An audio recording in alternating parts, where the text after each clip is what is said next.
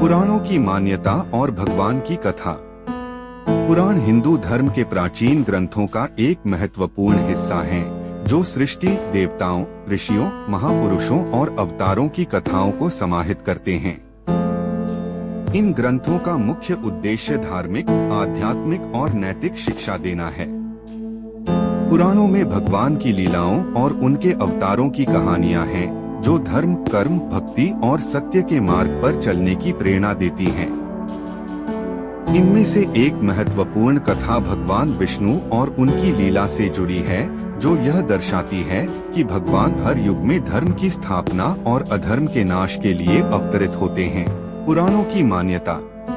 पुराणों को हिंदू धर्म में अत्यंत उच्च स्थान प्राप्त है।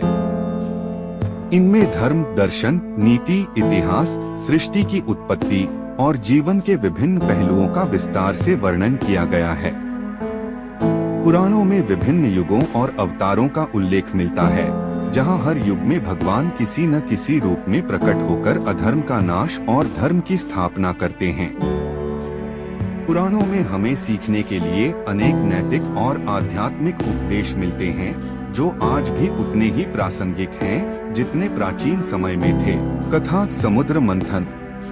पुराणों में एक प्रसिद्ध कथा है समुद्र मंथन की, जो यह दर्शाती है कि भगवान विष्णु कैसे धर्म की रक्षा के लिए समय समय पर अपने दिव्य रूपों में प्रकट होते हैं। यह कथा भागवत पुराण और विष्णु पुराण में वर्णित है। प्राचीन काल में असुरों और देवताओं के बीच संघर्ष हमेशा चलता रहता था। देवता कमजोर हो गए थे और असुरों से हारने लगे थे। इस समस्या को हल करने के लिए भगवान विष्णु ने देवताओं को अमृत प्राप्त करने के लिए असुरों के साथ मिलकर समुद्र मंथन करने का सुझाव दिया।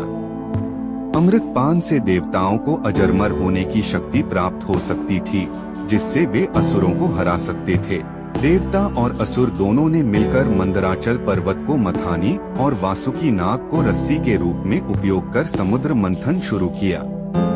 मंथन के दौरान कई वस्तुएं और अमूल्य रत्न निकले, लेकिन सबसे पहले निकला विष।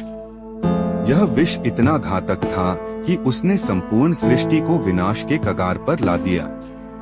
तब भगवान शिव ने इस विष को अपने कंठ में धारण कर लिया, जिससे उनका कंठ नीला हो गया और वे नीलकंठ कहलाए। इसके बाद मंथन से लक्ष्मी देवी, कामधेनु, कल्पवृक्ष और अन्य दिव्य वस्तुएं निकली। अंत में अमृत कलश प्रकट हुआ, जिसे पाकर असुरों ने उसे हथियाने की कोशिश की। देवता इससे परेशान हो गए, क्योंकि यदि असुर अमृत पी लेते तो वे अजरमर हो जाते और देवताओं को कभी नहीं हरा सकते थे। तब भगवान विष्णु ने मोहिनी नामक सुंदरी का रूप धारण किया और अपनी चतुराई से असुरों को मोहित कर दिया। उन्होंने असुरों को अमृत देने का झूठा आश्वासन दिया और अमृत कलश देवताओं को दे दिया।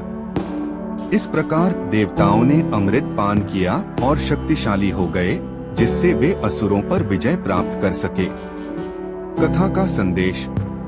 इस कथा का मुख्य संदेश यह है कि भगवान विष्णु सदैव धर्म की रक्षा के लिए तत्पर रहते हैं और कठिन परिस्थितियों में भी सही मार्ग दिखाते हैं। यह कथा हमें सिखाती है कि जब भी जीवन में संकट आए, भगवान अपने भक्तों की सहायता के लिए किसी न किसी रूप में अवश्य प्रकट होते हैं।